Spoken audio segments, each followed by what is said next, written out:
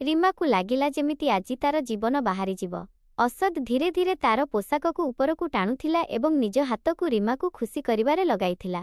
ହଠାତ୍ ସେ ରୀମାକୁ ଦାନ୍ତରେ ଟିକେ କାମୁଡ଼ି ଦେଲା, ଯାହାଫଳରେ ସେ ସେହି ଲାଜ ମିଶ୍ରିତ ଯନ୍ତ୍ରଣାକୁ ସହି ନପାରି ସିସକି ଉଠିଥିଲା। ତା ଶରୀରରେ ଆଉ ଜୀବନ ବଞ୍ଚିନଥିଲା, ସେ ନିଷ୍ପ୍ରାଣ ହୋଇଯାଇଥିଲା। ଅସଦ୍ ନିଜ ବାପା ମା ଏବଂ 2 ଭଉଣୀଙ୍କ ସହ ଗାଁରେ ରହୁଥିଲା। ଯେତେବେଳେ ସହରରେ ତାର କମ୍ପାନୀ ଉନ୍ନତି କଲା, ସେ ନିଜ ସମ୍ପୂର୍ଣ୍ଣ ପରିବାରକୁ ସହର ନେଇ ଆସିଲା। ସେ ନିଜର 2 ଭଉଣୀଙ୍କ ବିବାହ ଭଲ ଘରେ କରିଦେଲା। 2 ଭଉଣୀ ଗୋଟିଏ ଘରେ ବିବାହ କରିଥିଲେ ଏବଂ ନିଜ ଜୀବନରେ ବହୁତ ଖୁସି ଥିଲେ। କିନ୍ତୁ ତାର ଭଉଣୀମାନେ ଚାହୁଁନଥିଲେ କି ସେ ସହରର କୌଣସି ସ୍ମାର୍ଟ ଝିଅକୁ ବିବାହ କରୁ। ସେମାନଙ୍କର ମାନିବା କଥା ଥିଲା ଯେ ସହରର ଝିଅମାନେ ବହୁତ ଚାଲାକ ହୋଇଥାନ୍ତି ଏବଂ କେବେ ବି ସେମାନଙ୍କ ବୃଦ୍ଧ ବାପାମାଙ୍କର ସଚ୍ଚୋଟ ମନରେ ସେବା କରିବେ ନାହିଁ। ତେଣୁ ସେମାନେ ସ୍ଥିର କଲେ କି ସେମାନେ ତାର ବିବାହ ଗାଁର ଜଣେ ଭୋଳାଭାଲି କମ୍ ବୟସର ସୁନ୍ଦରୀ ଝିଅ ସହ କରାଇବେ, ଯେମିତି ସେ ସେମାନଙ୍କ ଇସାରାରେ ଚାଲିବ, ବାପାମାଙ୍କ ସେବା କରିବ ଏବଂ କେବେ ପାଲଟା ଜବାବ ଦେବ ନାହିଁ। ବହୁତ ବୁଝାସୁଝା ପରେ ସେମାନର ବିବାହ 17 ବର୍ଷର ରୀମା ସହ କରାଇଦେଲେ। ରୀମା ଅନାଥ ଥିଲା ଏବଂ ତାର ଭଉଣୀମାନେ ତାକୁ ଭଲ ଭାବେ ଜାଣିଥିଲେ। ତାର ଜଣେ ସାବତ ଭାଇ ମଧ୍ୟ ଥିଲା ଯେ ତା ସହ ରହୁନଥିଲା, ବସ୍ କେବେ କେମିତି ତାକୁ ଦେଖା କରୁଥିଲା। ଅସଦ୍ ଏହି ବିବାହ ପାଇଁ ଆଦୌ ପ୍ରସ୍ତୁତ ନଥିଲା, କିନ୍ତୁ ସେ ନିଜ ବାପାମାଙ୍କ ଆଦେଶକୁ କେମିତି ଟାଳିଥାନ୍ତା। ଅସଦ୍ ଜଣେ ବହୁତ ଆଜ୍ଞାକାରୀ ପୁଅ ଥିଲା, ତେଣୁ ସେ ନିଜ ବାପାମାଙ୍କ କଥା ମାନିଲା ଏବଂ ରୀମାକୁ ବିବାହ କଲା। କିନ୍ତୁ ରୀମା ତାଠାରୁ ପୁରା 10 ବର୍ଷ ସାନ ଥିଲା। ଏହି କଥା ତାକୁ ଭିତରେ ଭିତରେ ଖାଇଯାଉଥିଲା କି ଏତେ ଛୋଟ ଝିଅଟିଏ ଆଜି ରାତିରେ ହେବାକୁ ଥିବା ନିବିଡ଼ ସମ୍ପର୍କ ବିଷୟରେ ଅଜ୍ଞ ହୋଇଥିବ କି। କିନ୍ତୁ ଯେମିତି ସେ ତା ପାଖକୁ ଗଲା, ତାକୁ ଜଣାପଡ଼ିଲା କି ରୀମା ଏହି ସବୁ ବିଷୟରେ କିଛି ଜାଣିନଥିଲା। ତାର ଆଜି ରାତିର ସବୁ ଆଶା ଉପରେ ପାଣି ଫେରିଗଲା ଏବଂ ସେ ବହୁତ ନିରାଶ ହୋଇ ସିଗାରେଟ୍ ଲଗାଇବା ପାଇଁ ବାହାର ବାଲକୋନିକୁ ଚାଲିଗଲା। ସେପଟେ ରୀମା, ଯିଏ ଏବେ ବି ନିଜ ହାତକୁ ଆଉଁସୁଥିଲା, ନିଜ ସ୍ୱାମୀଙ୍କୁ ଏମିତି ଏକାକୀ ଯାଉଥିବାର ଦେଖି ମନେ ମନେ ଦୁଃଖୀ ହୋଇଗଲା। ତାଙ୍କ ଭଉଣୀମାନେ ତାକୁ ଭଲ ଭାବେ ଟ୍ରେନିଂ ଦେଇଥିଲେ କିକୁ ନିଜ ଆଡ଼କୁ କେମିତି ଆକର୍ଷିତ କରିବାକୁ ହେବ। କିନ୍ତୁ ସେ ପ୍ରଥମ ରାତିରେ ହିଁ ଫେଲ୍ ହୋଇଗଲା। ସେ ମନେ ମନେ ସ୍ଥିର କଲା କି ସେ ଯେକୌଣସି ପରିସ୍ଥିତିରେ କୁ ନିଜର କରି ରହିବ। ସକାଳେ ଯେତେବେଳେ ସେମାନେ ଜଳଖିଆ ପାଇଁ ଡାଇନିଂକୁ ଗଲେ, ତାଙ୍କ ଭଉଣୀମାନେ ରୀମାକୁ ସିଧା ପଚାରିଦେଲେ, କୁହ, ଅସଦ୍ ତୁମ ପାଖକୁ ଆସିଥିଲା? ସେ ତୁମକୁ ଛୁଇଁବାକୁ ଚେଷ୍ଟା କଲା? ତୁମ ରାତିରେ କଟିଲା? ଯେଉଁଥିରେ ସେ ଲଜ୍ଜିତ ହୋଇ ଏବଂ ମୁହଁ ବିକୃତ କରିନାରେ ମୁଣ୍ଡ ହଲାଇଲା। ରୀମା ଦ୍ୱିଧାର ସହ ଜବାବ ଦେଲା, ଦିଦି, ସେ ଯାହାବି ମୋତେ ପଚାରୁଥିଲେ ମୋତେ ସେହି କଥାଗୁଡ଼ିକ ବିଷୟରେ ଜଣାନଥିଲା। ମୁଁ କ'ଣ କରିଥାନ୍ତି? ମୁଁ ତ ଚାହୁଁଥିଲି ସେ ମୋ ପାଖକୁ ଆସନ୍ତୁ, କିନ୍ତୁ ସେ ରାଗରେ ଉଠି ବାଲକୋନିକୁ ଚାଲିଗଲେ। ସେ ଗୋଟି ଗୋଟି କରି ସବୁ ସତ କଥା କହିଦେଲା, ଯେଉଁଥିରେ ତାର 2 ଭଉଣୀ ମୁଣ୍ଡରେ ହାତ ଦେଲେ। ଆରେ ଏ କ'ଣ କଲୁ ତୁ ପାଗଳୀ? ସେ ଯେମିତି ଯେମିତି କହୁଥିଲା ତୋତେ ସେମିତି କରିବାର ଥିଲା। ଏବେଠାରୁ ଆମେ ତୋତେ ତାକୁ ଆକର୍ଷିତ କରିବାର କ୍ଲାସ୍ ଦେବୁ ଏବଂ ମନେ ରଖି ଆମେ ଯେମିତି କହିବୁ ତୋତେ ସେମିତି କରିବାକୁ ହେବ। ତାଙ୍କ ବଡ଼ ନଣନ୍ଦ ତାଙ୍କ ଆଡ଼କୁ ଚାହିଁ ଧମକାଇ ପଚାରିଲେ, ଯଦି ତୁ ଏମିତି ନ କଲୁ, ତେବେ ଅସଦ୍ ତୋତେ ଛାଡ଼ି ସହରର କୌଣସି ଚାଲାକ ଝିଅକୁ ବିବାହ କରିନେବ। ତୁ କ'ଣ ଏମିତି ଚାହୁଁଛୁ? ସେ ଜାଣିଥିଲେ କି ଗାଁର ଝିଅମାନେ ନିଜ ସ୍ୱାମୀଙ୍କ ମାମଲାରେ ବହୁତ ଅଧିକାରବାଦୀ ହୋଇଥାନ୍ତି। ନା, ମୁଁ ମୋ ସ୍ୱାମୀଙ୍କୁ କାହା ସହ ବାଣ୍ଟିବି ନାହିଁ। ମୁଁ ତାଙ୍କୁ ଭଲପାଏ। ମୁଁ କେମିତି ମୋ ସ୍ୱାମୀଙ୍କୁ ଅନ୍ୟ କାହାକୁ ଦେଇଦେବି? ସେ ଏକାବେଳକେ କାନ୍ଦି କାନ୍ଦି କହିଲା। ସେତିକିବେଳେ ତାଙ୍କର ଅନ୍ୟ ଜଣେ ନଣନ୍ଦ ତାଙ୍କ କାନ୍ଧ ଥାପୁଡ଼ାଇ କହିଲେ, ବସ୍, ତେବେ ଆମେ ଯେମିତି କହିବୁ ସେମିତି କର, ନଚେତ୍ କୌଣସି ଡାହାଣୀ ଆସିବ ଏବଂ ତୋ ସ୍ୱାମୀଙ୍କୁ ଉଡ଼ାଇ ନେଇଯିବ ଓ ତୁ କିଛି କରିପାରିବୁ ନାହିଁ। କାନ୍ଦି କାନ୍ଦି ରହିଯିବୁ, ବୁଝିଲୁ? ସେ ଡରାଇ ଦେଇ କହିଲେ, ଯେଉଁ ଡରରେ ସେ ହଁରେ ମୁଣ୍ଡ ହଲାଇଲା। ତାଙ୍କ ନଣନ୍ଦମାନେ 2-3 ଦିନ ସେଠାରେ ରହିଲେ ଏବଂ ତାକୁ ଯାହା ଯାହା ଟିପ୍ସ ଦେଉଥିଲେ ସେଥିରେ ସେ ସମ୍ପୂର୍ଣ୍ଣ ଭାବେ ଅମଳ କରିବାକୁ ଚେଷ୍ଟା କରୁଥିଲା। କିନ୍ତୁ ସାମ୍ନାରେ ତାର ସବୁ ଭୁଲ ହୋଇଯାଉଥିଲା। ଏବେ ଅସଦ୍ ମଧ୍ୟ ପଥର ପରି ହୋଇଯାଇଥିଲା। ସେ ତା ଆଡ଼କୁ ଧ୍ୟାନ ଦେଉନଥିଲା, ଯେଉଁଥିରେ ସେ ମନେ ମନେ ଜଳି ଯାଉଥିଲା। ସେ ଶେଷରେ ଏମିତି କ'ଣ କରନ୍ତା ଯେ ତା ସ୍ୱାମୀ ତା ଆଡ଼କୁ ଆକର୍ଷିତ ହେବେ? ସେ ରାତିରେ ବସି ଏଇ କଥା ହିଁ ଭାବୁଥିଲା, କିନ୍ତୁ ତା ମୁଣ୍ଡକୁ କୌଣସି କଥା ଆସୁନଥିଲା। ସେଇ ଜଣେ ବହୁତ ବୁଦ୍ଧିମାନ ଝିଅ ଥିଲା। ସେ କେବଳ ତାଙ୍କ ଶାଶୁ ଶ୍ୱଶୁରଙ୍କର ପୁରା ଯତ୍ନ ନେଉଥିଲା ଓ ସେବା କରୁଥିଲା ତାହା ନୁହେଁ, ବରଂ ତା ସ୍ୱାମୀଙ୍କ ପାଇଁ ମଧ୍ୟ ତାଙ୍କ ମନପସନ୍ଦର ଖାଦ୍ୟ ତିଆରି କରୁଥିଲା, ଯେମିତି ସେ ତା ଉପରେ କେବେ ରାଗିବେ ନାହିଁ, ଖୁସି ରହିବେ ଏବଂ ତାକୁ ନିଜ ପାଖକୁ ନେବେ। କିନ୍ତୁ ସେ କ'ଣ ଜାଣିଥିଲା କି ସେ ତାଙ୍କ ପାଇଁ ଭଲ ଖାଦ୍ୟ ତିଆରି କରି ତାଙ୍କୁ ଖୁସି ତ କରିପାରିବ, କିନ୍ତୁ ତାଙ୍କ ଶାରୀରିକ ଇଚ୍ଛାଗୁଡ଼ିକର କ'ଣ ହେବ? ଅସଦ୍ ଜଣେ ଯୁବକ ଥିଲା। ତାର ଇଚ୍ଛା ପୂରଣ ପାଇଁ ମଧ୍ୟ ତ କେହି ଜଣେ ଦରକାର ଥିଲା ଯାହାଙ୍କ ସହ ସେ ନିଜର ସମ୍ପୂର୍ଣ୍ଣ ଜୀବନ କଟାଇ ପାରିବ ଏବଂ ଆନନ୍ଦ ନେଇପାରିବ। କିନ୍ତୁ ସେ ନିଜର ଏହି କମ୍ ବୟସର ସ୍ତ୍ରୀକୁ କ'ଣ କହିଥାନ୍ତା? ତାକୁ ତ ଭାବିଲା ବେଳକୁ ମଧ୍ୟ ଲାଜ ଲାଗୁଥିଲା। ଅସଦ୍ ନିଜ ପକ୍ଷରୁ ସମ୍ପୂର୍ଣ୍ଣ ଚେଷ୍ଟା କରି ଗୋଟିଏ ଭଲ କଲେଜ ଦେଖି ତାର ଆଡମିସନ୍ କଲେଜରେ କରାଇଦେଲା। ସେଠାକୁ ଯାଇ ତାକୁ ଏକ ନୂଆ ଦୁନିଆ ବିଷୟରେ ଜଣାପଡ଼ିବାକୁ ଲାଗିଲା। ଅସଦ୍ ଚାହୁଁଥିଲା କି ସେ ନିଜେ ଡିଗ୍ରୀ ହାସଲ କରୁ ଏବଂ ସାଙ୍ଗେ ସାଙ୍ଗେ ତାକୁ ଏମିତି ଜିନିଷଗୁଡ଼ିକର ବୁଝାମଣା ଆସୁ ଯାହା ସେ ନିଜେ ତାକୁ କହିପାରୁ ନଥିଲା। ତାକୁ କଲେଜ ଯାଉଥିବା 6 ବିନା 7 ମାସ ବିତିଯାଇଥିଲା। ଏବେ ସେ ବହୁତ କଥା ବିଷୟରେ ଜାଣିଗଲାଣି। ତାର ସାଙ୍ଗମାନେ ମଧ୍ୟ ବହୁତ କଥା ହୁଅନ୍ତି ଯାହା ତାକୁ ପୂର୍ବରୁ ଜଣା ନଥିଲା, ଯେମିତିକି ବୟଫ୍ରେଣ୍ଡ କଥା। ବୟଫ୍ରେଣ୍ଡ ସେମାନଙ୍କୁ କେମିତି ଖୁସି ରଖେ, ଏମିତି ସବୁ କଥା। କିନ୍ତୁ ତାର ତ ସ୍ୱାମୀ ଥିଲେ, ତାକୁ ପୁଣି ବୟଫ୍ରେଣ୍ଡର କ'ଣ ଦରକାର? ହଁ, ସେ ଏହି ସବୁ କିଛି ନିଜ ସ୍ୱାମୀଙ୍କ ଉପରେ ପ୍ରୟୋଗ କରିପାରିବ। ସେ ଏହି କଥା ହିଁ ଭାବୁଥିଲା। ଆଜି ସେ ଭାବିଥିଲା କି ସେ ଘରକୁ ଯାଇ କିଛି ନା କିଛି ନୂଆ ଜରୁର କରିବ ଯାହାଦ୍ୱାରା ଅସଦ୍ ତା ଆଡ଼କୁ ଆକର୍ଷିତ ହେବ। କିନ୍ତୁ ସେ କ'ଣ ଜାଣିଥିଲା କି ଅସଦ୍ ତାର କମ୍ ବୟସ କାରଣରୁ ଅନ୍ୟ ଝିଅମାନଙ୍କ ଆଡ଼କୁ ଯିବାକୁ ଲାଗିଲାଣି। ଆଜି ସେ ଘରକୁ ଗଲା ତ ସେ ନିଜ ସହ ଗୋଟିଏ ଝିଅକୁ ଧରି ଆସିଥିଲା, ଯାହାକୁ ଦେଖି ସେ ଆଶ୍ଚର୍ଯ୍ୟ ହୋଇ ତାକୁ ଚାହିଁ ରହିଲା। ରୀମାକୁ ଏହା ବୁଝାପଡ଼ୁନଥିଲା କି ଅସଦ୍ ସେହି ଝିଅକୁ ଘରକୁ କାହିଁକି ଆଣିଛି। ଯେତେବେଳେ ସେ ନିଜେ ତା ପାଖକୁ ଗଲା ଏବଂ ଡରି ଡରି ପ୍ରଶ୍ନ କଲା, ଏ କିଏ?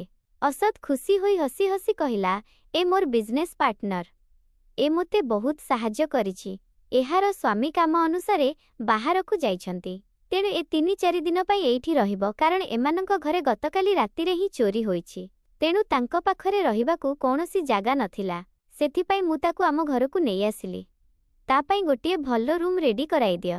ସେ 3-4 ଦିନ ପାଇଁ ଆମର ଅତିଥି ହେବେ, ସେ ରୀମାକୁ ବୁଝାଇ କହିଲା। ଯାହା ଉପରେ ସେ ନ ଚାହିଁଲେ ବି ଲୁହ ପିଇ ଦେଇ ତା ପାଇଁ ରୁମ୍ ରେଡି କରାଇବାକୁ ଚାଲିଗଲା। ବହୁତ ସମୟ ପରେ ଯେତେବେଳେ ସେ ତଳକୁ ଆସିଲା, ସେ ଦେଖିଲା କି ସେହି ଝିଅଟି ଏବେ ବି ହସି ହସି ଅସଦ୍ ସହ କଥା ହେଉଛି ଏବଂ ବହୁତ ପାଖରେ ବସିଛି। ସେମାନଙ୍କର ତ ଶୋଇବାର ମଧ୍ୟ କୌଣସି ଇଚ୍ଛା ଥିବା ପରି ଲାଗୁନଥିଲା। ଅସଦ୍, ରୁମ୍ ରେଡି ଅଛି ଏବଂ ମୁଁ ଖାଦ୍ୟ ମଧ୍ୟ ବଢ଼ାଇ ଦେଇଛି। ବାପା ମା ବସିଛନ୍ତି, ଆପଣ ମଧ୍ୟ ଆସନ୍ତୁ ଖାଇବା ପାଇଁ, ସେ ହସି ହସି କହିଲା। ଯଦିଓ ଏହି ହସ କୃତ୍ରିମ ଥିଲା, ସେ ନିଜର ତିକ୍ତତା ପ୍ରକାଶ କରିର ମନକୁ ନିଜ ପ୍ରତି ଖରାପ କରିବାକୁ ଚାହୁଁନଥିଲା। ସେତିକିବେଳେ ତାକୁ ଦେଖି ଅସଦ୍ ନିଜ ସାଙ୍ଗ ମେହେରକୁ ଇସାରା କରି କହିଲା, ଆସ୍, ଖାଇବାକୁ ଆସ୍। ମେହେର ଡାଇନିଂକୁ ଯାଇ ତାଙ୍କ ବାପା ମାଙ୍କୁ ହେଲୋ କଲା ଏବଂ ସାଙ୍ଗେ ସାଙ୍ଗେ ଅସଦ୍ ପାଖରେ ଥିବା ଚେୟାରରେ ବସିଗଲା। ରୀମା ଯିଏ ଖାଦ୍ୟ ପରସୁଥିଲା, ସେ ସେଇଠି ଅଟକି ଯାଇ ଛିଡ଼ା ହୋଇଗଲା କି ଶେଷରେ ସେହି ଝିଅର ଏତେ ସାହସ କେମିତି ହେଲା ତା ଜାଗାରେ ବସିବାକୁ। ସେ ତା ମୁଣ୍ଡ ଉପରେ ଛିଡ଼ା ହୋଇ ସଫା ଏବଂ ସିଧା ଶବ୍ଦରେ କହିଲା, ଏହା ମୋ ଜାଗା, ଆପଣ ଉଠି ସେଠାରେ ବସନ୍ତୁ। ତାର ଆଦୌ ଇଚ୍ଛା ନଥିଲା ନିଜ ଜାଗା ଅନ୍ୟ କାହାକୁ ଦେବାକୁ। ସେତିକିବେଳେ ଅସଦ୍ ଆଶ୍ଚର୍ଯ୍ୟ ହୋଇ ତା ଆଡ଼କୁ ଚାହିଁଲା। କ'ଣ ହେଲା ରୀମା? ଗୋଟିଏ ଜାଗା ତ, କିଛି ହୁଏ ନାହିଁ ଯଦି ତୁମେ ପାଖରେ ବସିଯିବ, ସେ ତା ଆଡ଼କୁ ଚାହିଁ ଧମକାଇ କହିଲା। ସେପଟେ ତାଙ୍କ ମା ମଧ୍ୟ ସନ୍ଦେହଭରା ନଜରରେ ସେହି ନୂଆ ଆସିଥିବା ଝିଅକୁ ଦେଖି କହିଲେ, ଯାହା ପାଇଁ ତାଙ୍କ ପୁଅ ନିଜ ବୋହୂକୁ ଗାଳି କରୁଥିଲା। ଅସଦ୍, ସେ ଠିକ୍ ହିଁ କହୁଛି। ନିଜ ଜାଗା ଅନ୍ୟ କାହାକୁ ଦେବା ଉଚିତ ନୁହେଁ। ଏହା ତୁମକୁ ବି ଜଣା ହେବା ଦରକାର ଏବଂ ତୁମ ଅତିଥିଙ୍କୁ ମଧ୍ୟ। ନିଜ ଶାଶୁଙ୍କୁ ନିଜ ସପକ୍ଷରେ କହିବାର ଦେଖି ରୀମା ମନେ ମନେ ଭଗବାନଙ୍କୁ ଧନ୍ୟବାଦ ଦେଲା। ସେପଟେ ସର୍ବସାଧାରଣରେ ହୋଇଥିବା ଏତେ ଅପମାନ ପରେ ନ ଚାହିଁଲେ ବି ମେହେରକୁ ଉଠି ପାଖ ଚେୟାରରେ ବସିବାକୁ ପଡ଼ିଲା ଏବଂ ରୀମା ସେ ଦୁହିଁଙ୍କ ମଝିରେ ବସିଗଲା। ତା ମନ ଖୁସିରେ ନାଚି ଉଠିଲା କି ଏବେ ସେ ତା ଜାଗା ନେଇପାରିବ ନାହିଁ। କିନ୍ତୁ ଏହା ତାର ଭୁଲ ଧାରଣା ଥିଲା। ମେହେର, ଯିଏ ବହୁତ ସମୟରୁ ଅସଦ୍ ସହ କାମ କରୁଥିଲା, ତାର ମନ ଅସଦ୍ ଉପରେ ଆସିଯାଇଥିଲା। ତେଣୁ ନିଜ ସ୍ୱାମୀ ସହର ବାହାରକୁ ଯିବା ମାତ୍ରେ ସେ ଡକାୟତିର ବାହାନା କଲା ଏବଂ ଅସଦ୍ ସାମ୍ନାରେ ନିଜର ଦୁଃଖ କାନ୍ଦିଲା, ଯେଉଁଥିରେ ନ ଚାହିଁଲେ ବି ତାକୁ ନିଜ ଘରକୁ ଆଣିବାକୁ ପଡ଼ିଲା। ସେ ଚାହୁଁଥିଲା କି ଏହି 2-3 ଦିନରେ ସେକୁ ନିଜର ଏମିତି ପାଗଳ କରିଦେବ ଯେ ସେ ତା ବିନା ରହିପାରିବ ନାହିଁ ଏବଂ ତା ପାଖକୁ ଆସିଯିବ। ସେ ତାହା ସହ ଏମିତି ଶାରୀରିକ ସମ୍ପର୍କ ଗଢ଼ିନେବ ଯାହାଦ୍ୱାରା ସେ ଏଥିରୁ ଦୂରକୁ ଯାଇପାରିବ ନାହିଁ ଏବଂ ସେ ପର୍ଯ୍ୟନ୍ତ ସେ ନିଜ ସ୍ୱାମୀଙ୍କୁ ଛାଡ଼ିଦେବ ଓ ସବୁଦିନ ପାଇଁ ହୋଇଯିବ। କିନ୍ତୁ ଯେମିତି ସେ ତା ଘରକୁ ଆସିଲା, ସେ ନିଜଠାରୁ କମ୍ ବୟସର ସ୍ତ୍ରୀକୁ ଦେଖିଲା ତ ତାକୁ ନିଜ ଆଶା ଉପରେ ପାଣି ପଡ଼ିଲା ପରି ଲାଗିଲା। କିନ୍ତୁ ତାକୁ ଶୀଘ୍ର ଅନୁମାନ ହୋଇଗଲା କି ଅସଦ୍ ନିଜ ସ୍ତ୍ରୀର ଏତେଟା ପାଖରେ ନଥିଲା। ସେ ଭାବିଥିଲା କି ସେ ଏମିତି କିଛି କରିବ ଯାହାଦ୍ୱାରା ଅସଦ୍ ତା ପାଗଳ ହୋଇଯିବ, ନିଜ ସ୍ତ୍ରୀ ରୀମାକୁ ଛାଡ଼ି ସବୁଦିନ ପାଇଁ ତା ସହ ରହିବ। ତେଣୁ ସେ ପ୍ରଥମେ ତ ରୀମାର ଚେୟାରରେ ବସିବାକୁ ଚେଷ୍ଟା କଲା, ଯେମିତି ତା ଜାଗା ନେଇପାରିବ। କିନ୍ତୁ ମା ରୀମାକୁ ବୋଧହୁଏ ଅଧିକ ପସନ୍ଦ କରୁଥିଲେ, ତେଣୁ ସେ ତାକୁ ସେଠାରୁ ଉଠାଇଦେଲେ। ମେହେର ଭାବିଲା, କିଛି କଥା ନାହିଁ, ଏଥର ହାତଛଡ଼ା ହୋଇଗଲା, କିନ୍ତୁ ଆସନ୍ତା ଥର ମୁଁ ଜରୁର ଜିତିବି। ଖାଇବା ପରେ ଅସଦ ଏବଂ ମେହେର ନିଜ ବିଜନେସ୍ କଥା ହେବା ପାଇଁ ଷ୍ଟଡିକୁ ଚାଲିଗଲେ। ରୀମା ନିଜରେ ଚିନ୍ତିତ ହୋଇ ଏପଟ ସେପଟ ହେଉଥିଲା। ତାକୁ ଏହି କଥା ଶୋଇବାକୁ ଦେଉନଥିଲା କି ଅସଦ ତା ସହ ଅଧିକ ସମୟ କାହିଁକି କଟାଉ ନାହାନ୍ତି। ରାତି 2ଟା ବାଜି ଯାଇଥିଲା, କିନ୍ତୁ ଏପର୍ଯ୍ୟନ୍ତ ଅସଦ ଉପରକୁ ଆସିନଥିଲେ। ରୀମାକୁ ରାଗ ଆସିଲା। ସେ ଧୀରେ ଧୀରେ ତଳକୁ ଗଲା ଏବଂ ଦେଖିଲା କି ସେମାନେ କଥା ତ କାମ ବିଷୟରେ କରୁଥିଲେ, କିନ୍ତୁ ମେହେର ବହୁତ ଖରାପ ଭାବେ ଅସଦ ଉପରକୁ ଢଳିଥିଲା ଏବଂ ତାକୁ କୌଣସି ଫାଇଲ୍ ଚେକ୍ କରାଉଥିଲା। ଏହା ଦେଖି ରୀମାକୁ ବହୁତ ରାଗ ଆସିଲା। ରୀମା ତୁରନ୍ତ ଭିତରକୁ ଗଲା ଏବଂ କହିଲା, ଅସଦ ଆପଣ ଏବେ ପର୍ଯ୍ୟନ୍ତ ଜାଗିଛନ୍ତି? ଚାଲନ୍ତୁ ନାକୁ, ମୋତେ ନିଦ ଆସୁନାହିଁ। ଅସଦ ତା ଆଡ଼କୁ ଚାହିଁ କଠୋର ସ୍ୱରରେ କହିଲା, ମୁଁ କାମ କରୁଛି ରୀମା, ତୁମେ ନିଜକୁ ଯା ଏବଂ ଶୋଇପଡ଼। ଯେତେବେଳେ କାମ ସରିଯିବ ମୁଁ ନିଜେ ଆସିଯିବି। ତୁମକୁ ଆସିବା ଦରକାର ନାହିଁ। ରୀମାକୁ ଏହା ଦେଖି ଦୁଃଖ ହେଲା କି ଅସଦ ତାର ପିଲାଳିଆ କଥା ଶୁଣିବାରେ ଆଗ୍ରହ ଦେଖାଉନଥିଲା, ବରଂ ସେ ମେହେର ପରି ବୋଲ୍ଡ ଝିଅର କଥା ଶୁଣିବାକୁ ବ୍ୟାକୁଳ ଥିଲା। ଅସଦ ରୀମାକୁ ପୁଣି ଥରେ ଯିବାକୁ କହିଲା, ଏବେ ଯା, ଏବେ ଆମେ କାମ କରୁଛୁ, ତୁମେ ଆମକୁ ହଇରାଣ କରୁଛ। ସେତିକିବେଳେ ମେହେର କଟାକ୍ଷ କରି ରୀମାକୁ କହିଲା, ଲାଗୁଛି ତୁମ ଗାଁର ସ୍ତ୍ରୀକୁ ସହରର କଥା ବୁଝାପଡ଼ୁନାହିଁ। ଏଠାରୁ ଯିବାର କ'ଣ ନେବ ମ୍ୟାଡାମ? ମେହେରର ହସରେ ଜିତିବାର ଖୁସି ଥିଲା, ଯେମିତି ସେ କହୁଥିଲା କି ତୁମେ ତାର ସ୍ତ୍ରୀ ହୋଇ ମଧ୍ୟ ତାକୁ ନିଜର କରିପାରିଲ ନାହିଁ ଏବଂ ମୁଁ ଖୁବ୍ ଶୀଘ୍ର ତାକୁ ନିଜ ଆଡ଼କୁ ଟାଣିନେବି। ଏହା ଦେଖି ରୀମା ବହୁତ ଦୁଃଖୀ ମନରେ ନିଜକୁ ଆସିଲା। ସେ ବିଛଣାରେ ପଡ଼ି ବହୁତ କାନ୍ଦିବାକୁ ଲାଗିଲା। ତାକୁ ନିଜ ସୁନ୍ଦରତା ଉପରେ ମଧ୍ୟ ରାଗ ଆସୁଥିଲା କି ସେ କାହିଁକିକୁ ନିଜ ଆଡ଼କୁ ଆକର୍ଷିତ କରିପାରୁନାହିଁ। ସେ କାନ୍ଦୁଥିଲା କିନ୍ତୁ ଅସଦ ଆସିଲା ନାହିଁ। ବହୁତ ସମୟ ପରେ ଯେତେବେଳେ ଅସଦକୁ ଆସିଲା ଏବଂ ତାକୁ କାନ୍ଦୁଥିବାର ଦେଖିଲା, ସେ ଚିନ୍ତିତ ହୋଇ ତା ପାଖକୁ ଆସିଲା ଏବଂ ପଚାରିଲା, କ'ଣ ହେଲା ରୀମା, ତୁମେ କାହିଁକି କାନ୍ଦୁଛ? ତାକୁ ଭଲ ଭାବେ ଜଣାଥିଲା କି ସେ ବିଳମ୍ବରେ ଆସିଛି, ସେଥିପାଇଁ ସେ କାନ୍ଦୁଛି। ଅସଦ ଭଲରେ କଥା ହେବାକୁ ଚେଷ୍ଟା କଲା, କିନ୍ତୁ ରୀମା ତାଙ୍କ ହାତକୁ ଝଟକାଇ ଦେଲା। ଯାଆନ୍ତୁ ଆପଣ ଆପଣଙ୍କର ସେହି ସାଙ୍ଗ ପାଖକୁ। ଆପଣ ବହୁତ ସମୟ ପର୍ଯ୍ୟନ୍ତ ତା ପାଖରେ ବସିଥିଲେ, ଆପଣ ଏମିତି କାହିଁକି କରନ୍ତି? ସେ କାନ୍ଦି କାନ୍ଦି କହିଲା। ଅସଦ ତା ଆଖିରୁ ଲୁହ ପୋଛିଦେଲା ଏବଂ କହିଲା, ଏମିତି କିଛି କଥା ନୁହେଁ ମୋର ଜୀବନ। ମୋ ସ୍ତ୍ରୀ ତ ତୁମେ। ମୁଁ ତୁମକୁ ଛାଡ଼ି କୁଆଡ଼େ ଯାଇପାରିବି? ତା ସହ ତ ବସ୍ କାମ କଥା ହେବାର ଥିଲା ଏବଂ ସେଗୁଡ଼ିକ ଜରୁରୀ ଥିଲା। ଏହା କହି ସେ ରୀମାର କେଶରେ ହାତ ବୁଲାଇଲା। ରୀମା ତାଙ୍କ ଛାତିରେ ଲାଗିଗଲା। ଏବେ ମୁଁ ଆପଣଙ୍କୁ କୁଆଡ଼େ ଯିବାକୁ ଦେବିନି। ଚାପ୍ ମୋ ସହ ଏଇଠି ଶୋଇପଡ଼ନ୍ତୁ, ସେ ଟିକେ ଜୋରରେ କହିଲା। ଅସଦ ହସି ହସି ତା ସହ ଶୋଇପଡ଼ିଲା। ସେମାନେ ଶୋଇଥିଲେ କି କବାଟରେ ଦସ୍ତକ ହେଲା। ଅସଦ ଉଠି କବାଟ ଖୋଲିଲା ତ ସାମ୍ନାରେ ମେହେର ଛିଡ଼ା ହୋଇଥିଲା ଏବଂ ବହୁତ ଡରିଥିବା ପରି ଲାଗୁଥିଲା। ଅସଦ କହିଲା, କ'ଣ କଥା ମେହେର, ତୁମେ ରାତିର ଏହି ସମୟରେ? ମେହେର ଥରି ଥରି କହିଲା, ମୋତେ ଡର ଲାଗୁଛି। ପ୍ରକୃତରେ ମୁଁ ଏକାକୀ ଶୋଇପାରିବି ନାହିଁରେ। ତୁମେ ତ ଜାଣିଛ ଗତକାଲି ହିଁ ଆମ ଘରେ ଚୋରି ହୋଇଥିଲା। ସେହି ଲୋକମାନେ ମୋତେ ବାନ୍ଧି ରଖିଥିଲେ ଏବଂ ସେହି ଡରରୁ ମୁଁ ଏବେ ବି ବାହାରି ପାରିନାହିଁ। ପ୍ଲିଜ୍, ମୁଁ ଏକାକୀ ଶୋଇପାରିବି ନାହିଁ। ତୁମେ ଚାଲନା ମୋ ସହ। ଅଳ୍ପ ସମୟ କଥା ହେବା ଏବଂ ଯେତେବେଳେ ମୁଁ ଶୋଇଯିବି ତୁମେ ଫେରିଆସିବ।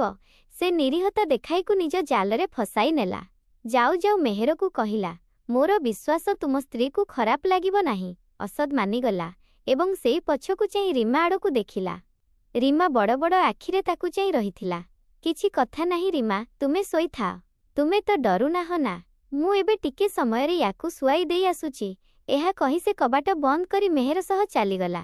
ମେହେର ଯାଉ ଯାଉ ରୀମାକୁ ଥରେ ରାଗରେ ଚାହିଁଲା ମଧ୍ୟ।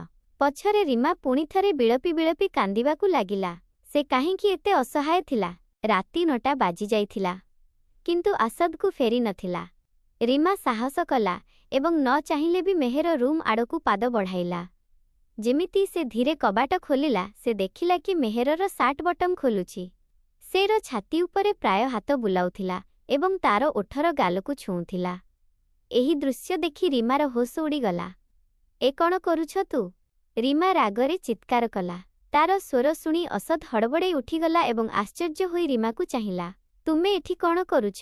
ସେ ଆଖି ମଳି ପଚାରିଲା। ଏହା ତ ମୋତେ ଆପଣଙ୍କୁ ପଚାରିବା କଥା।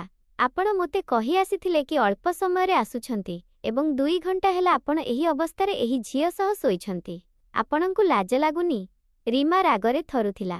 ଅସଦ ଆଶ୍ଚର୍ଯ୍ୟ ହୋଇ ନିଜ ଆଡ଼କୁ ଚାହିଁଲା, ଯେଉଁଠି ତା ସାର୍ଟର ସବୁ ବଟମ ଖୋଲା ଥିଲା ଏବଂ ଛାତି ଦେଖାଯାଉଥିଲା। ସେ କାରେ ଉଠି ମେହେର ଆଡ଼କୁ ଚାହିଁଲା, ଯିଏ ନିରୀହ ହେବାର ନାଟକ କରୁଥିଲା। ମୁଁ ଶୋଇଥିଲି ଅସଦ। ମୋତେ ଜଣାପଡ଼ିଲା ନାହିଁ କି ତୁମେ ମୋ ପାଖରେ ଶୋଇଛ। ବୋଧହୁଏ ମୁଁ ଭାବିଲି ମୋ ସ୍ୱାମୀ ଅଛନ୍ତି, ତେଣୁ ମୋତେ କ୍ଷମା କରିଦିଅ ଅସଦ୍। ସେ ଆଖିରେ ଲୁହ ଭରି କହିଲା। ମେହେରର କଥା ଶୁଣି ଅସଦ୍ ବସ୍ନାରେ ମୁଣ୍ଡ ହଲାଇଦେଲା। ଅସଦ୍ ହଡ଼ବଡ଼େଇ କହିଲା, କିଛି କଥା ନାହିଁ, ଏମିତି ହୋଇଥାଏ, ଏବଂ ଶୀଘ୍ର ମେହେରରୁ ବାହାରକୁ ଚାଲିଗଲା। ପଛରେ ରୀମା ହାତର ମୁଠି କଷି ମେହେର ପାଖକୁ ଆସିଲା ଏବଂ ହଠାତ୍ ତାର ସୁନେଲି କେଶକୁ ଜୋରରେ ଧରି କାଦେଲା। ଖବରଦାର, ମୋ ସ୍ୱାମୀଙ୍କ ଉପରେ ଖରାପ ନଜର ପକାଅ ନାହିଁ। ସେ କେବଳ ମୋର। ଯଦି ତୁମେ ତାଙ୍କୁ ଟିକେ ବି ନିଜ ଜାଲରେ ଫସାଇବାକୁ ଚେଷ୍ଟା କରିଛ, ତେବେ ମୁଁ ତୁମ କେଶ କାଟିଦେବି ଏବଂ ତୁମ ଚେହେରା ବିଗାଡ଼ି ଦେବି। ବୁଝିଲୁ ତୁ? ତାକୁ କାଦେଇ ରୀମା ସେଠାରୁ ଚାଲିଗଲା। ମେହେର ରାଗରେ ନିଜ ଚାଦର ଚିରିବାକୁ ଲାଗିଲା। ଏହା ତୁ ଭଲ କଲୁଣି। ତୁ ନିଜେ ହିଁ ନିଜ ଗୋଡ଼ରେ କୁରାଢ଼ି ମାରିଛୁ। ଏବେ ଦେଖନ୍ତୁ ମୁଁ ତ ସ୍ୱାମୀଙ୍କୁ ତ ଆଖି ସାମ୍ନାରେ କେମିତି ନିଜର କରୁଛି ଏବଂ ତୁ କିଛି କରିପାରିବୁ ନାହିଁ। ସେ ମୁହଁରେ ଗର୍ବଭରା ହସ ଆଣି କହିଲା। ରୀମା ଯେତେବେଳେ ନିଜକୁ ଫେରିଲା, ଅସଦ୍ ପୂର୍ବରୁ ସେଠାରେ ଥିଲା ଏବଂ ଚିନ୍ତିତ ହୋଇ ତାକୁ ଅପେକ୍ଷା କରୁଥିଲା। ମୋ କଥା ଶୁଣ ରୀମା, ସେ ତା ହାତ ଧରିବାକୁ ଚେଷ୍ଟା କରି କହିଲା। ଖବରଦାର, ମୋତେ ହାତ ଲଗାଇବେ ନାହିଁ। ମୋତେ ଆପଣଙ୍କର କୌଣସି କଥା ଶୁଣିବାର ନାହିଁ। ସେଇର ହାତକୁ ଜୋରରେ ଝଟକାଇ ଶୋଇବା ପାଇଁ ଶୋଇପଡ଼ିଲା। ଅସଦ୍ ଅନୁଭବ କଲା କି ଶୋଇଥିଲା ବେଳେ ମଧ୍ୟ ତାର ସମ୍ପୂର୍ଣ୍ଣ ଶରୀର ଥରୁଥିଲା। ନିଶ୍ଚିତ ଭାବେ ସେ କାନ୍ଦୁଥିଲା, କିନ୍ତୁ ସେ ଅସଦ୍ ସହ କଥା ହେବାକୁ ଚେଷ୍ଟା କରୁନଥିଲା। ଅସଦ୍ ତାକୁ ଅନେକ ଥର ଡାକିଲା, କିନ୍ତୁ କୌଣସି ଜବାବ ମିଳିଲା ନାହିଁ। ପରଦିନ ସକାଳେ ଯେତେବେଳେ ସେମାନେ ଉଠିଲେ, ଅସଦ୍ ଦେଖିଲା କି ରୀମା ତା ପାଖରେ ନଥିଲା। ସେ ଜଳଖିଆ ପ୍ରସ୍ତୁତ କରିବା ପାଇଁ ତଳକୁ ଯାଇସାରିଥିଲା। ଅସଦ୍ ଭଲ ଭାବେ ପ୍ରସ୍ତୁତ ହୋଇ ତଳକୁ ଓହ୍ଲାଇଲା। ରୀମା ଜଳଖିଆରେ ଲଗାଇ ଦେଇଥିଲା ଏବଂ ସେମାନେ ସମସ୍ତେ ଜଳଖିଆ ଆରମ୍ଭ କରିବାକୁ ଯାଉଥିଲେ। ନିଜ ଜାଗାରେ ବସି ମଧ୍ୟ ରୀମା ଅସଦ୍ ସହ କୌଣସି କଥା ହେଲା ନାହିଁ। ଅସଦ୍ ଧ୍ୟାନର ସହ ତା ମୁହଁକୁ ଦେଖୁଥିଲା, କାରଣ ସେ କଥା ହେବାରେ ଲାଗୁନଥିଲା। ସେତିକିବେଳେ ମେହେର ତା ଆଡ଼କୁ ଚାହିଁ କହିଲା, ଅସଦ୍ ଜଲ୍ଦି କର। ତୁମେ ଜାଣିଛ ନା, ଆମର ଜରୁରୀ ମିଟିଂ ଅଛି। ରୀମା ଏହା ଶୁଣି ନିଜ ଓଠ କାମୁଡ଼ି ରହିଗଲା। ଅସଦ୍ ମେହେର କଥାରେ ଜଲ୍ଦି ଜଲ୍ଦି ଖାଦ୍ୟ ଶେଷ କରିଲା ଏବଂ ମେହେର ସହ ଅଫିସ୍ ପାଇଁ ବାହାରିଗଲା। ପଛରେ ରୀମାର ମନ ଭାଙ୍ଗିଗଲା। ପୁଣିଥରେ ତା ଆଖିରୁ ଲୁହ ଝରିବାକୁ ଲାଗିଲା। ସେ ଶେଷରେ କାହାକୁ ସାହାଯ୍ୟ ମାଗନ୍ତା। ସେ ଜାଣିଥିଲା କି ମେହେର କୌଣସି ସୁଯୋଗ ହାତଛଡ଼ା କରିବ ନାହିଁ। ସେ ନିଶ୍ଚୟକୁ ପ୍ରଲୋଭିତ କରିବାକୁ ଚେଷ୍ଟା କରିବ ଏବଂ ତାକୁ ନିଜ ଆଡ଼କୁ ଟାଣିବାକୁ ଚାହିଁବ। ଯଦି ମେହେରକୁ ନିଜର କରିନିଏ, ତେବେ ସେ କୁଆଡ଼େ ଯିବ? ଏହା ଭାବି ଭାବି ସେ ଭିତରେ ଭିତରେ ଦୁଃଖୀ ହେଉଥିଲା। ସେତିକିବେଳେ ତାଙ୍କ ଶାଶୁ ତାଙ୍କର ଚିନ୍ତିତ ମୁହଁ ଦେଖିଲେ ଏବଂ ତାକୁ ନିଜକୁ ଡାକିଲେ। ସେହି ସମୟରେ ତାଙ୍କ ଶ୍ୱଶୁର ମଧ୍ୟରେ ନଥିଲେ। ଶାଶୁ ସ୍ନେହରେ ବୁଝାଇ କହିଲେ, ପୁଅ ମୋତେ କୁହ କ'ଣ କଥା। ଏହା ଶୁଣିବା ମାତ୍ରେ ରୀମା କାନ୍ଦି କାନ୍ଦି ଆରମ୍ଭରୁ ଶେଷ ପର୍ଯ୍ୟନ୍ତ ସବୁ କାହାଣୀ ଶୁଣାଇଦେଲା। ଶାଶୁ ମଧ୍ୟ ଏହା ଶୁଣି ଚିନ୍ତିତ ହୋଇଗଲେ। ତାଙ୍କ ପୁଅ ଯଦିଓ ସିଧାସାଧା ଥିଲା, କିନ୍ତୁ ଯଦି ସେ କୌଣସି ସ୍ତ୍ରୀର ଜାଲରେ ଫସିଯାଏ, ତେବେ ତାକୁ ଫେରାଇ ଆଣିବା ନିଶ୍ଚିତ ଭାବେ କଷ୍ଟକର ହେବ। ଏହି ଚିନ୍ତା ତାଙ୍କ ମନକୁ ଆସିଲା। ପୁଅ, ତୁମକୁ ସାହସ ଏବଂ ମଜବୁତ ଭାବେ କାମ କରିବାକୁ ହେବ। ଶାଶୁ ରୀମାକୁ କହିଲେ, ତୁମକୁର ମନରେ ନିଜ ଜାଗା ତିଆରି କରିବାକୁ ହେବ। ମୋତେ ତ ବୁଝାପଡ଼ୁନାହିଁ କି ସେହି ପୁଅ ମୁଣ୍ଡରେ କ'ଣ ଚାଲିଛି। ସେ ଏବେ ପର୍ଯ୍ୟନ୍ତ ତୁମ ଆଡ଼କୁ କାହିଁକି ଆକର୍ଷିତ ହୋଇନି? ତୁମେ ଏତେ ଭଲ ଝିଅ। ସେ ରୀମାର ମଥାକୁ ସ୍ନେହରେ ଚୁମ୍ବନ ଦେଲେ। ରୀମା ତାଙ୍କ ଆଡ଼କୁ ଚାହିଁ କହିଲା, ମୁଁ କ'ଣ କରିବି? ମା, ଆପଣ ହିଁ କୁହନ୍ତୁ ମୁଁ କ'ଣ କରିବି, ଯେଉଁଥିରେ ସେ ମୋ ସହ ଠିକ୍ ଭାବେ ଜୀବନ କାଟିବେ, ମୋ ଆଡ଼କୁ ଭଲ ପାଇବା ସହ ଚାହିଁବେ। କିନ୍ତୁ ସେ ତ ମୋତେ ଦେଖନ୍ତି ହିଁ ନାହିଁ। ତାଙ୍କୁ ତ କେବଳ ମେହେର ପରି ଝିଅମାନେ ଭଲ ଲାଗନ୍ତି ଯିଏ ରାତିରେ ତାଙ୍କର ଏତେ ପାଖକୁ ଆସିଥିଲା ଏବଂ ସେ ତାକୁ କିଛି କହିଲେ ମଧ୍ୟ ନାହିଁ, କ୍ଷମା କରିଦେଲେ। ସେ ଅଭିଯୋଗ ଭରା ନଜରରେ ଚାହିଁଲା। ଶାଶୁ ମଧ୍ୟ ଚିନ୍ତିତ ଥିଲେ। ତୁମେ ଚିନ୍ତା କରନି ଝିଅ, ଆମେ କିଛି ନା କିଛି କରୁଛୁ। ସେହି ଝିଅ ଯେତେବେଳେ ଘରକୁ ଆସିବ, ତେବେ ଆମେ ଦେଖିନେବୁ। କିନ୍ତୁ ବାହାରେ ଅସଦ୍ ତା ସହ ଏକାକୀ ଥାଏ, ସେଠାରେ ଆମେ କିଛି କରିପାରିବା ନାହିଁ। ଏହା ଶୁଣି ରୀମା ଉଠି ନିଜକୁ ଆସିଲା। ସେ ଏବେ ଦୃଢ଼ ନିଶ୍ଚୟ କରିଥିଲା କି ସେ ମଧ୍ୟ ସଜବାଜ ହୋଇ ପ୍ରସ୍ତୁତ ରହିବ। ଯେଉଁ ଯେଉଁ ଉପାୟ ତାକୁ ଜଣାଥିଲା, ସେ ସବୁ ପ୍ରୟୋଗ କରିବ। ପୂର୍ବରୁ ସେ ଲାଜରେ କିଛି କରିବାରୁ ଅଟକି ଯାଉଥିଲା, କିନ୍ତୁ ଏବେ ଅସଦ୍ ତାକୁ ନିଜେ ଉସୁକାଇଛି କି ସେ ଖରାପ ହୋଇଯାଉ, ତେବେ ସେ ଏବେ ଖରାପ ହୋଇ ଦେଖାଇବ। ସନ୍ଧ୍ୟା ହୋଇଯାଇଥିଲା। ଅସଦ୍ ଆଜି ଫେରିଲା ନାହିଁ। ରୀମା ଚିନ୍ତିତ ଥିଲା। ରାତିରେ ନିଜ ଶାଶୁ ଶ୍ୱଶୁରଙ୍କୁ ଖୁଆଇ ଶୁଆଇ ଦେଇଥିଲା। ରାତି ଧମଟାରେ ମେହେର ଏବଂ ଅସଦ୍ ଘରକୁ ଆସିଲେ। ଅସଦ୍ କିଛି ନିଶାରେ ଥିବା ପରି ଲାଗୁଥିଲା, ଯାହାକୁ ମେହେର ସାହାରା ଦେଇଥିଲା। ଯେମିତି ସେମାନେ ଭିତରକୁ ଆସିଲେ, ରୀମା ଶୀଘ୍ର ତାଙ୍କ ପାଖକୁ ଗଲା। ଏ କ'ଣ ହୋଇଛି ଆପଣଙ୍କର? ଅସଦ୍ ମୋ ଆଡ଼କୁ ଚାହାନ୍ତୁ। କିନ୍ତୁ ଅସଦ୍ ସେହି ସମୟରେ ନଥିଲା। ରୀମା ରାଗଭରା ନଜରରେ ମେହେରକୁ ଚାହିଁଲା। ତୁମେ ତାଙ୍କ ସହ କ'ଣ କରିଛ? ତାଙ୍କର ହୋସ୍ କାହିଁକି ଆସୁନାହିଁ? ସେ ଏହି ଅବସ୍ଥାରେ ତ ପୂର୍ବରୁ ଆସୁନଥିଲେ। ତୁମେ ଏହା କ'ଣ କରିଛ ତାଙ୍କ ସହ? ସେ ମେହେରକୁ ବହୁତ ରାଗରେ ଦେଖି କହିଲା। ମେହେର ଚାଲାକିରେ ତାକୁ ଦେଖି କହିଲା, ସେ କ'ଣ କି ଆମେମାନେ ଗୋଟିଏ ପାର୍ଟିକୁ ଯାଇଥିଲୁ। ସେଠାରେ ଅସଦ୍ ମଦ ପିଇଦେଲା। ତୁମେ ତ ଜାଣିଛ ନା ମଦ ପିଇ କାହାର ହୋସ୍ କୁଆଡ଼େ ରହେ। ଏବଂ ଅସଦ୍ ମୋତେ ଭଲପାଇବାର ନିବେଦନ କଲା। ଦେଖିବାକୁ ଚାହିଁବ? ସେ ରୀମାର ଆଖିରେ ଆଖି ମିଶାଇ କଟାକ୍ଷ କରି ହସି ହସି କହିଲା। ରୀମା ନାରେ ମୁଣ୍ଡ ହଲାଇଲା। ମେହେର ନିଜ ଫୋନ୍ ଚଲାଇଲା ଏବଂ ଗୋଟିଏ ଭିଡିଓ ସାମ୍ନାକୁ ଆଣିଲା, ଯେଉଁଠି ଅସଦ୍ ମେହେର ଉପରେ ଢଳିଥିଲା। କେବେ ସେ ତା ବେକରେ ଓଠ ରଖୁଥିଲା ତ କେବେ ତା ଓଠକୁ ଚୁମ୍ବନ ଦେଉଥିଲା। ଏହା ଦେଖି ରୀମା ସମ୍ପୂର୍ଣ୍ଣ ଭାବେ ଭାଙ୍ଗିଗଲା। ଅସଦ୍ ଉପରୁ ତାର ହାତ ଖସିଗଲା ଏବଂ ସେ ତଳେ ପଡ଼ିଗଲା।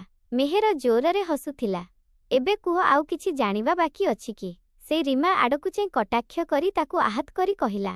ରୀମା ନିଜ ଓଠ କାମୁଡ଼ି ରହିଗଲା ଏବଂ ବହୁତ କଷ୍ଟରେ ଭାର ନିଜ ଉପରକୁ ନେଲା। ଦୂର ହୋଇଯା ମୋ ଆଖି ସାମ୍ନାରୁ। ମୁଁ ତୁମକୁ ପରେ ଦେଖିବି। ରୀମା ଜବରଦସ୍ତିକୁ ମେହେର ହାତରୁ ଛଡ଼ାଇ ନିଜକୁ ନେଇଗଲା। ପଛରେ ମେହେର ଜଳିଭୁଣି ରହିଗଲା। ଏହି ଝିଅଟି କେମିତିକା? ତାକୁ ତ ଏଇସବୁ ଦେଖି ଏଠାରୁ ଚାଲିଯିବା କଥା ଏବଂ ମୋ ହାତରେ ଛାଡ଼ିଦେବା କଥା। କିନ୍ତୁ ଏ ବହୁତ ଖୋର ଝିଅ। ଏମିତି ମାନିବ ନାହିଁ।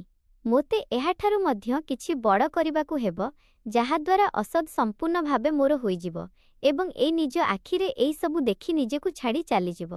ସେ ଏମିତି ଏକ ପ୍ଲାନ୍ ଭାବିବାକୁ ଲାଗିଲା, ଯେଉଁଥିରେ କୌଣସି ବଡ଼ କ୍ଷତି ନ ହୋଇ ତାର କାମ ହୋଇଯିବ। ସାପ ମଧ୍ୟ ମରିବ ଏବଂ ବାଡ଼ି ମଧ୍ୟ ଭାଙ୍ଗିବ ନାହିଁ।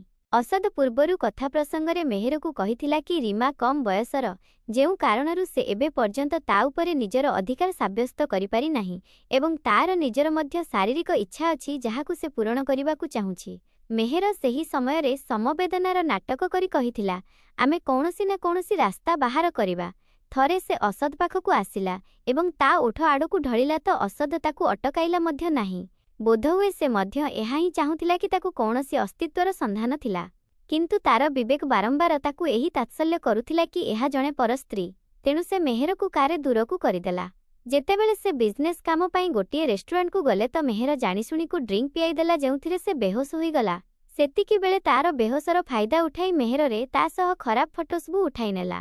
ତାର ପ୍ଲାନ୍ ଥିଲା କି ସେ ଘରକୁ ଯାଇ ତା ସ୍ତ୍ରୀକୁ ଏହି ଫଟୋ ଦେଖାଇବ, ଯେମିତି ତା ସ୍ତ୍ରୀ ନିଜକୁ ଛାଡ଼ି ଚାଲିଯିବ। କିନ୍ତୁ ଏଠାରେ ତ ସବୁକିଛି ଓଲଟା ହୋଇଗଲା। ତା ସ୍ତ୍ରୀ ଏହି ସବୁ ଦେଖି ମଧ୍ୟକୁ ଛାଡ଼ିଗଲା ନାହିଁ, ବରଂ ତାକୁ ଧରି ନିଜକୁ ଚାଲିଗଲା। ମେହେରକୁ ନିଜ ଉପରେ ବହୁତ ରାଗ ଆସିଲା। ଏବେ ତୁ ଦେଖୁଥା, ମୁଁ ତ ସହ କ'ଣ କରୁଛି। ତ ଆଖି ସାମ୍ନାରେକୁ ନିଜର କରିବି। ବସ୍ କାଲି ପର୍ଯ୍ୟନ୍ତ ଅପେକ୍ଷା। ପରଦିନର ଭଉଣୀ ସେମାନଙ୍କୁ ଖାଇବା ପାଇଁ ଡାକିଥିଲେ। ସେତିକିବେଳେର ଫୋନ୍ ଆସିଲା କି ସେ ସେଠାରେ ଠିକ୍ ସମୟରେ ପହଞ୍ଚି ପାରିବ ନାହିଁ। ପରିବାରର ସମସ୍ତ ଲୋକଙ୍କର ସେଠାରେ ରାତିରେ ରହିବାର ଇଚ୍ଛା ଥିଲା। ଯେତେବେଳେ କି ଅସଦ୍ କହିଥିଲା କି ସେ ରାତିରେ ସେଠାକୁ ଆସିଯିବ, କିନ୍ତୁ ରାତି ହୋଇଗଲା, ସେ ଏବେ ପର୍ଯ୍ୟନ୍ତ ଆସିନଥିଲା। ରୀମାକୁ ଏହି କଥା ଚିନ୍ତିତ କରୁଥିଲା କି ଅସଦ୍ ସେଠାକୁ କାହିଁକି ଆସିଲା ନାହିଁ। କ'ଣ କଥା? ତୁମେ ଚିନ୍ତିତ ଲାଗୁଛ। ସେ ଆସିଯିବ, ଏତେ ଚିନ୍ତିତ ମଧ୍ୟ ହୁଅନି। ତୁମର ହିଁ ସ୍ୱାମୀ। ନଣନ୍ଦ ତାକୁ ପରିହାସ କରି କହିଲେ। ରୀମା ନାରେ ମୁଣ୍ଡ ହଲାଇଲା। ଆପଣ ଜାଣନ୍ତି ନାହିଁ ସେହି ଝିଅକୁ।